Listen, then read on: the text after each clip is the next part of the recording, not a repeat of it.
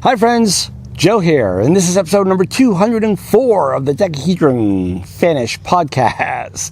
And today we are going to talk about player types, and we're going to do it across two different models. But before that, just a little, what's been happening type thing. Valerie and I just finished watching Widow's Bay. It was good, it was funny, it was an enjoyable watch, except it doesn't have an end, right? Because it's a series, and it's not a mini series, and so they're holding out for the next season, so they bring you all this way for no resolution at all, and that kind of irritates me. But other than that, it was very, very fun, very enjoyable. It's kind of like a Stephen King-esque, except without a resolution. They play with a lot of tropes, right? We watch a lot of TV and stuff, so I can usually predict things that are going to happen because that's the way they happen in stories, and they play with that on purpose, and then they do something else, and I really enjoyed that. But yeah, so that's Widow's Bay on Apple TV Plus. What else? Oh, I'm working on a martial arts role-playing game. Merc the Meek, host of the Merc the Meek podcast, has been talking about martial arts last several episodes, and he does like martial arts in real life, right? And so he was like thinking about a way to drop that into a D&D game, and how that would work. And I called in with a feedback, with an idea, and he didn't play it, he didn't read it. So but the idea grew. And originally I was just going to have it like a drop-in system for an existing game, but it's turning into its own game for, martial arts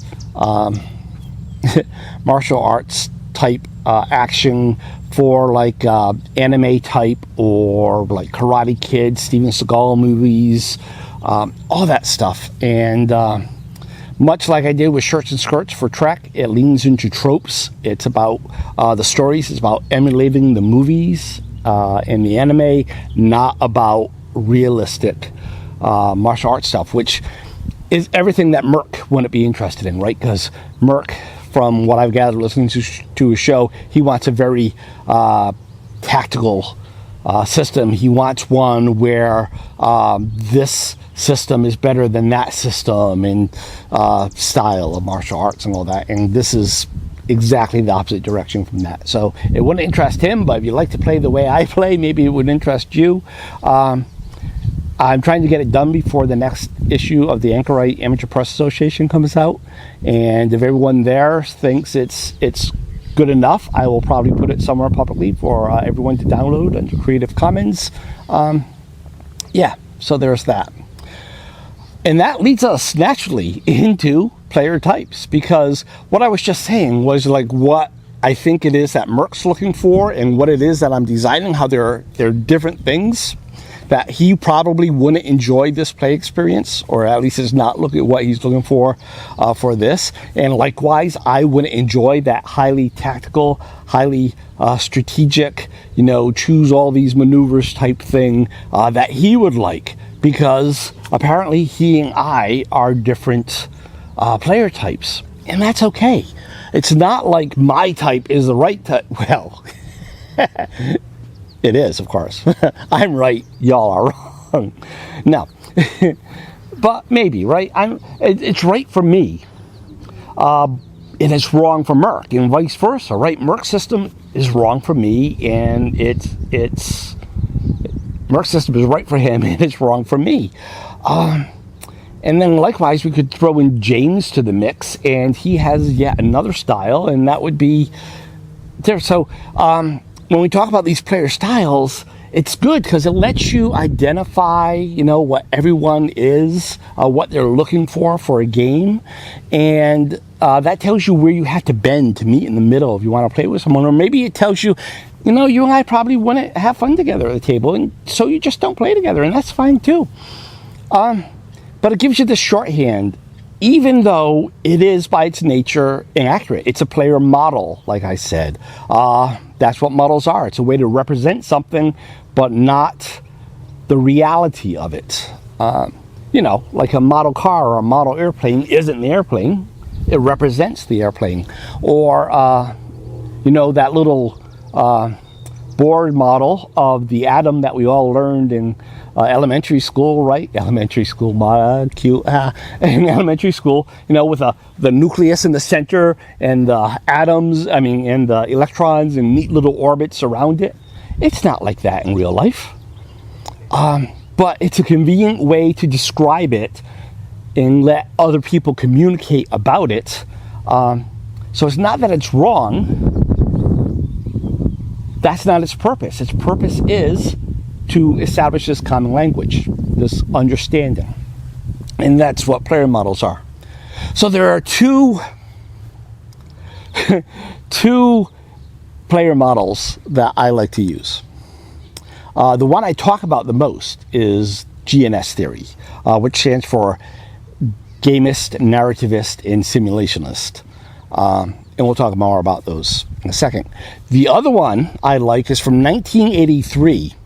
And we didn't use words like player models and stuff back then. And most people, if they are familiar with this document, and a lot of people are, but because it's legendary, don't think of it as player models, but it totally is. And that's because it was written by a joke. And it started with the Chaosium people at a convention in San Diego, and I think it was San Diego, in California in any case, in 1983. And they were all up in their room, you know, after the con, and they were all just talking about gaming stuff. And they came up with these types of players. And they called them real men, real role players, Loonies, and Munchkins. And it is a hilariously funny document. And it was written as a joke. And when I am doing the show notes, I will put a link to it in the show notes. If you've never heard of it, check it out. It is a little dated, being 1983. They talk about games and stuff that are falling out of the popular zeitgeist. But yeah, they talk about TSR a lot, right? And TSR hasn't been around for, wow, for over 25 years. But yeah. So let's talk about the player types. And really, they're the same model, and they just use different labels. And so I'll just go through them one by one, and I will describe the types and my thoughts on them. So the first type is what in the real men, real role players, Loonies and Munchkins model is the real men. They say that the real man is the character, is the player whose character walks up to a dragon and tells him where to go. As you read the document, you get the feeling that the real man is the strategist. He wants the rules to mean something. He uses his players' tactical brilliance to have his character be tactically brilliant. On the GNS triangle, we would call that the simulationist, right? The narrativist, the simulationist, the real man, wants the game world to reflect reality. We see this in GURPS. GURPS has a whole lot of rules, and I've been playing GURPS as long as I have. I started before GURPS was GURPS. It was called man-to-man. It was just a combat system back then. But then when GURPS came back, like one of the first rules was the skill of karate, just to bring us back to martial arts. But the skill of karate said if you scored a hit, you did impaling damage, which meant you subtracted armor, and then anything left over, you doubled. And that was a nice, clean, fun rule. I liked it a lot. In the role player newsletters that came out, they eventually said, it failed the reality test, so they did something else with it. And that tells you a lot about GURPS, right? They're trying to do that real-world simulation. Whereas I like the other rule, because I'm not that real man. That sounds wrong. But, I'm not that simulationist. A true, pure simulationist doesn't mind his character dying as long as the situation seemed real And that's what would actually happen, you know? Well, yeah, you had 300 orcs fighting someone. Yep. And that's your simulationist. The next one is the real role player, which lines up neatly with the narrativist in the GNS system.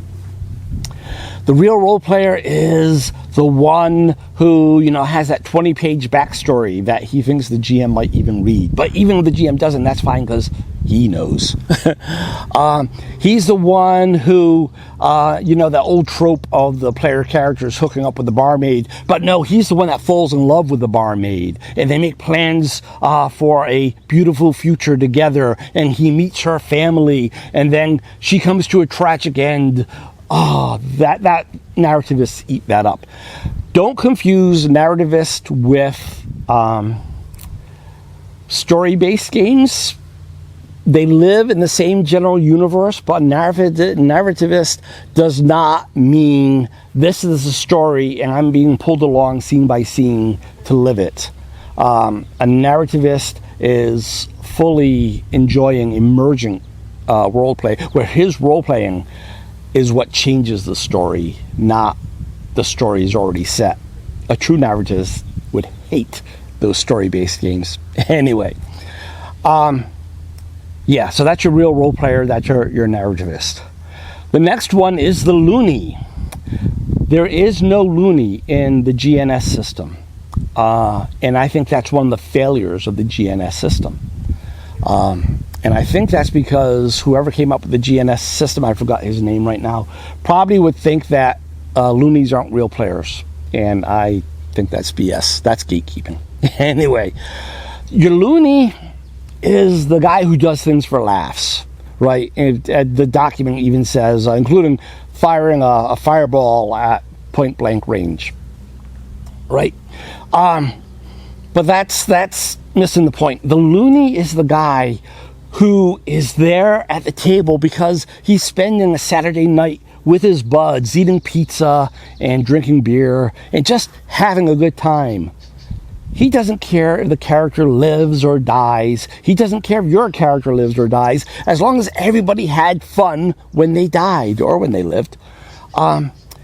He is there for the social aspect. He's the social gamer.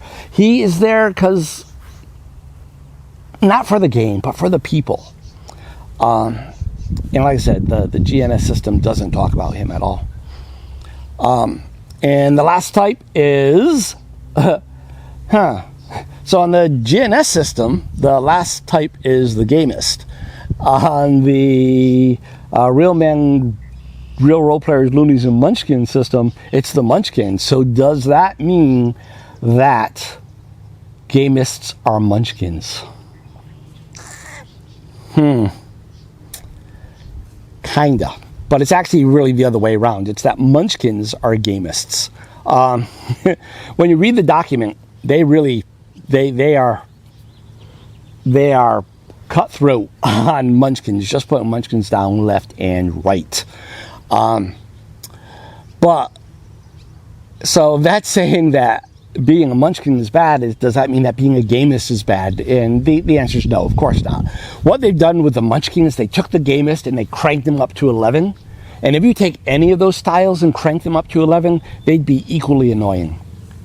It's not about being Gamist. It's about the extremism. And like I said, you could do that with any of the styles. So I guess we'll talk a little bit about Munchkin first. The term comes from con culture.